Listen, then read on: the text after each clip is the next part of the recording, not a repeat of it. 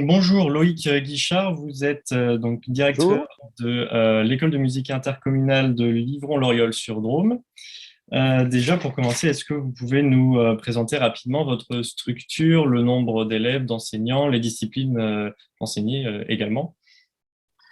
Alors oui, c'est une structure intercommunale donc, qui est sur deux communes de la Drôme, Livron et Loriol, sous forme d'un syndicat intercommunal qui compte actuellement 240 élèves environ et 15 enseignants.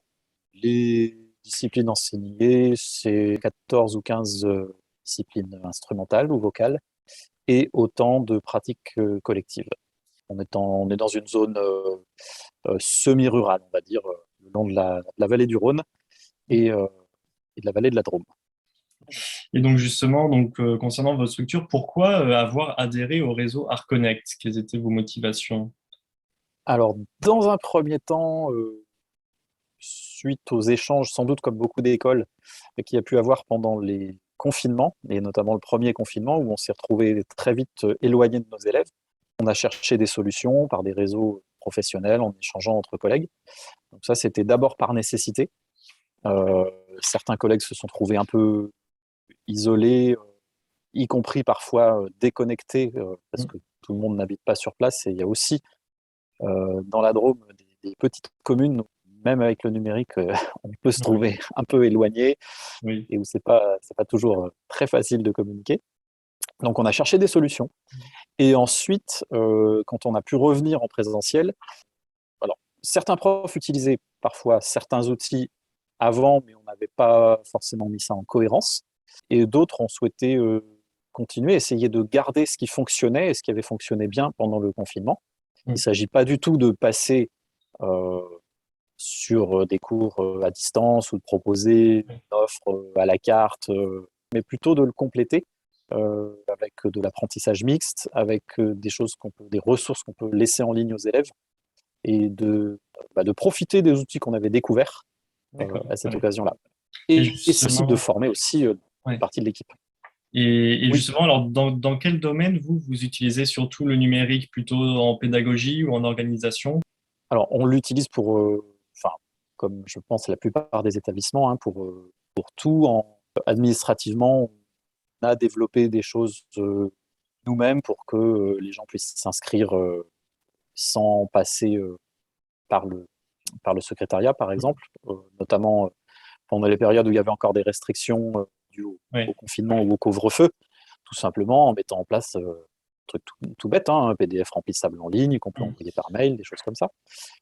Ensuite, pédagogiquement, donc plusieurs collègues ont utilisé des Padlets, on est en train de former aussi de personnes sur Soundtrap. Ça va nous permettre, alors c'est pas quelque chose qu'on a mis en place réellement jusqu'ici, mais je pense que ce sont des outils qui peuvent nous permettre de collaborer à distance avec d'autres écoles, puisqu'on a pas mal de projets qui sont inter-écoles. Tout le monde s'en est pas encore saisi complètement, et puis il n'y a pas forcément le besoin pour tout non plus, mais ça peut faciliter les échanges parfois entre collègues qui sont à 1 heure ou Ah, bien sûr. 2 heures de Ah route, oui. Ouais, en attendant de se rencontrer en vrai. Le but, oui. Oui. je prends l'exemple d'un projet entre groupes de musiques actuelles, par exemple. Le but, c'est bien de faire un concert commun.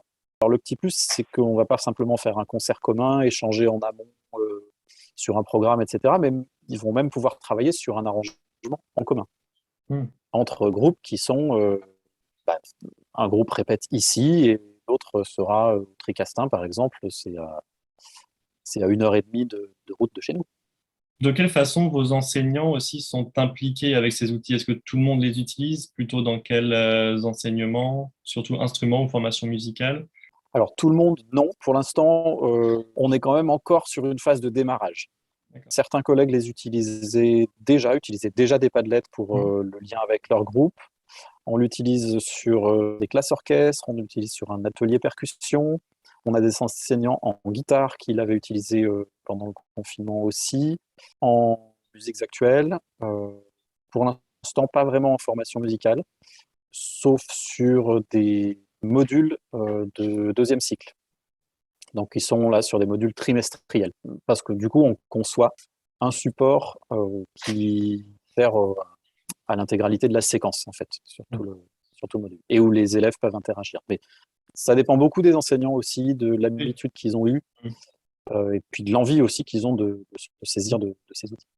Oui, et par exemple, est-ce que vous sentez des réticences parfois à utiliser le numérique? Est-ce qu'il y a il y a des inquiétudes, des peurs ou des...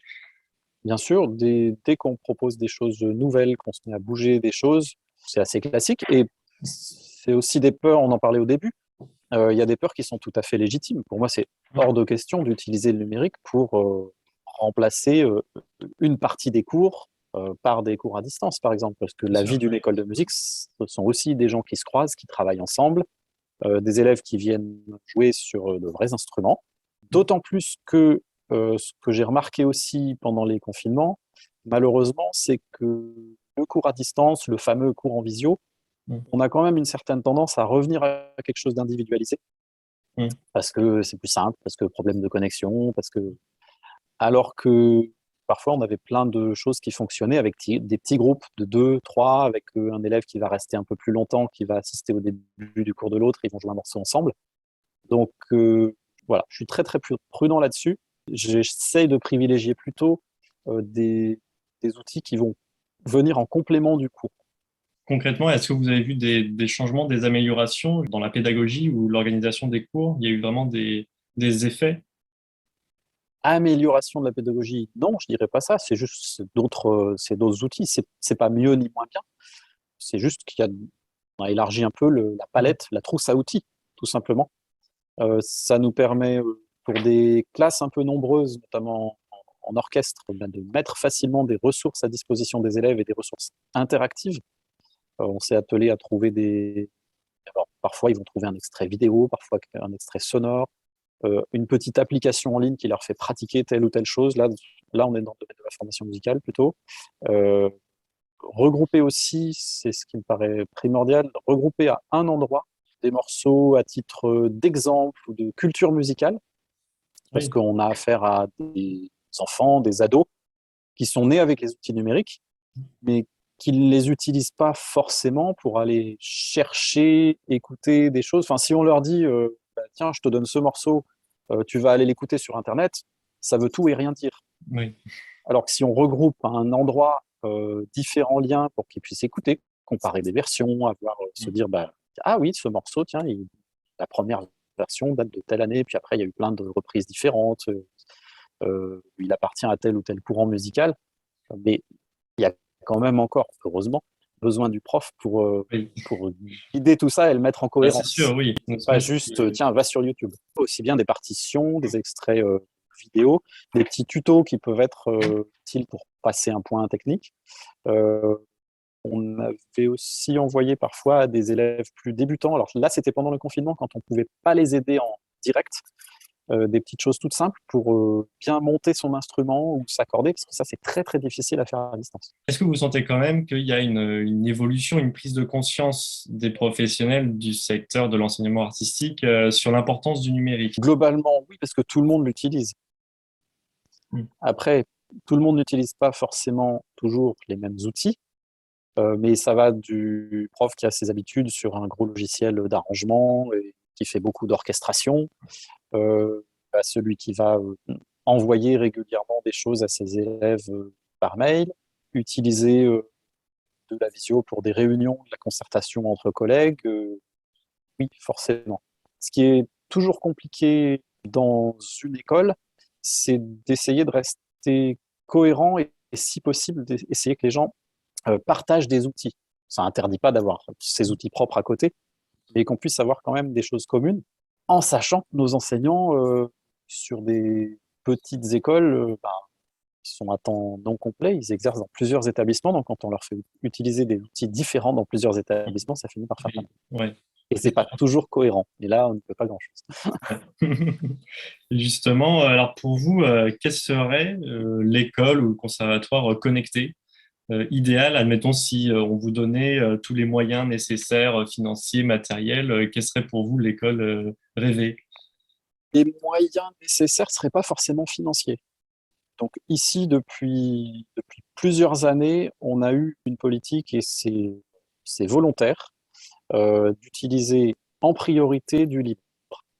Mhm. Donc déjà sur le plan logiciel, si possible, on évite les logiciels propriétaires, ce qui nous permet de les donner aux élèves légalement, gratuitement, D'accord. et sans gréver le budget de l'établissement ou dire à un élève qui a fait un stage de découverte pendant 2 semaines, bah, tiens, si ça t'a plu, si tu veux continuer, bah, il faut acheter ça, ça coûte Mhm. 300 euros.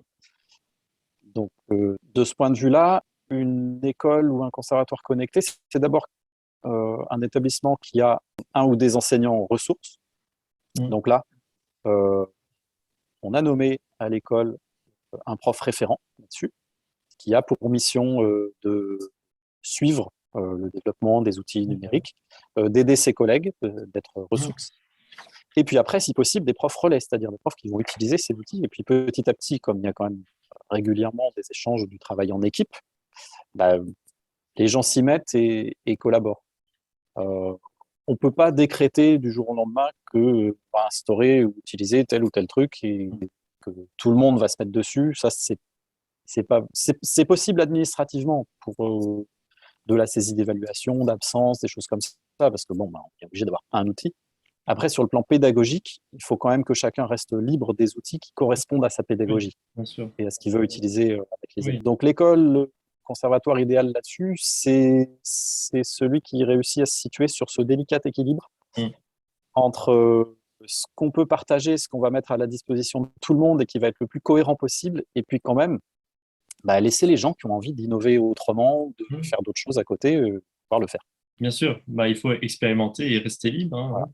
Et avec une personne, ça me paraît important, et Ouais. c'est bien que ce ne soit pas le directeur, d'avoir Ouais. une personne vraiment au sein de l'équipe Ouais. pédagogique euh, qui, qui est au fait de ça et qui peut accompagner ses collègues, les aider, et qui est ouverte à, bah, à découvrir